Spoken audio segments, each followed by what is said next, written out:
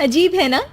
लेकिन सच में राधा की बहू मीता को एक ऐसी ही चोरी की आदत लग गई थी। जहां वो कभी किसी होटल से चम्मच चुरा लेती, तो कभी किसी दुकान से टॉफी। शुरू में तो उसकी इस आदत को कोई पकड़ नहीं पाया, लेकिन जब ये आदत बढ़ गई तो एक दिन मेरे पास कितना अच्छा कलेक्शन है चोरी के सामान का। ये ताज का चम्मच और ये देवरानी का चश्मा। इनकी जेब से पैसे तो इतने चोरी कर चुकी हूँ कि अब तो बोर ही हो गई हूँ। पीछे से सास आ जाती है। चोरनी बहू, एक दिन तेरी इस अलमारी का ताला तोड़ दूंगी। अरे माँ जी माँ, ताला तोड़ेंगी आप और चोर कहलाऊंगी मैं? बड़ी आई ताला तोड़ने वाली। सास वहां से चली जाती है, पर बहू के हाथ में सास का हेयर क्लिप था। आई थी सबक सिखाने, मैंने तो उनकी ही हेयर क्लिप चुरा ली। वो हेयर क्लिप जल्दी से अंदर रख लेती है।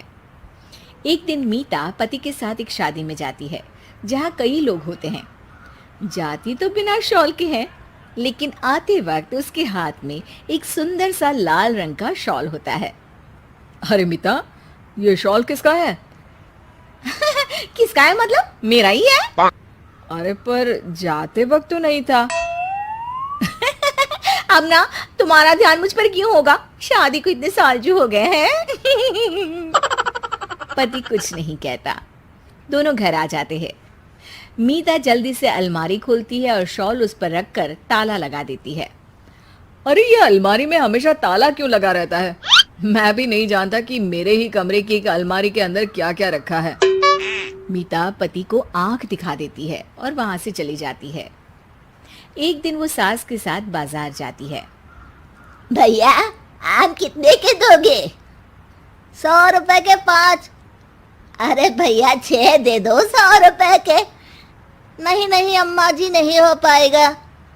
अच्छा दे दो, चलो। सास आम लेकर घर आ जाती है, लेकिन ये क्या, घर में तो 7 आम थे, तो ये 2 आम। सास समझ जाती है कि हो ना हो ये काम बहू का ही होगा। वो अपने बेटे के पास जाती है। बेटा, बहू की चोरी करने की आदत से काफी परेशान हो गई हूँ। अच्छे घर की संपन्न बेटी और बहू बनने के बाद भी शौकिया तौर पर वो छोटी छोटी चीजें चोरी करती है। ये क्या बात कर रही हो माँ? शक तो मुझे भी था, लेकिन मैंने सोचा ये मेरा वहम है। हाँ बेटा, अब कुछ भी करके उसकी ये आदत को खत्म करना ही होगा। हाँ माँ, अब ये तुम ही सोचो, मुझे तो ऑफिस के लिए देर हो रही है।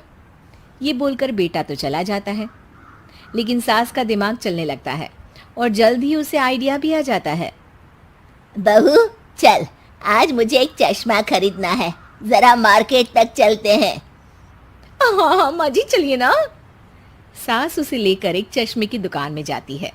आदत के अनुसार बहू एक चश्मा धीरे से चुराकर अपने पर्स में रख लेती है। दुकान के दरवाजे से बाहर निकलते वक्त, बहन जी, आप अपना पर्स चेक कराइए। बहू सकपका जाती है। क्यों? मैं क्यों अपना पर्स दिखाऊं? मैं तो नहीं दिखा रही। ठीक है, फिर मैं पुलिस को बुलाता हूँ। अरे बहू दिखा देना, क्यों जिद कर रही है? कौन सा तूने इन लोगों का कोई चश्मा चुरा लिया है जो डर रही है? बहू धीरे से पर्स खोलती है, जिसमें से वो चोरी का चश्मा निकल जाता है। आपकी बहू चोर है, मैं अभी पुलिस को बुलाता हूँ, इसे सजा मिलेगी। हे भगवान, बहू तू चिंता न कर, मैं ना तुझे खाना देने जेल आ जाया करूंगी। हाँ अरे मम्मी जी, ये क्या बोल रही हैं? मैं और जेल? न न न न न, एक छोटे से चश्मे की जेल? मैं पैसे दे देती हूँ बस इसके। अरे चोरी तो चोरी होती है, छोटी बड़ी क्या, सजा तो मिलेगी ही। बहू अब सास और दुकानदार के सामने हाथ जोड़कर खड़ी हो जाती है। नहीं नहीं मम्मी जी, मुझे माफ कर दीजिए, आज बचा लीजिए बस। मैं वादा करती हूँ आज के बाद किसी भी तरह की कोई चोरी नहीं करूंगी। शौक में मैंने बड़ी गलत आदत पाल ली थी, मुझे माफ कर दीजिए। सास दुकानदार से बहू को छोड़ने का आग्रह करती है और दोनों वहां से निकल जाते हैं।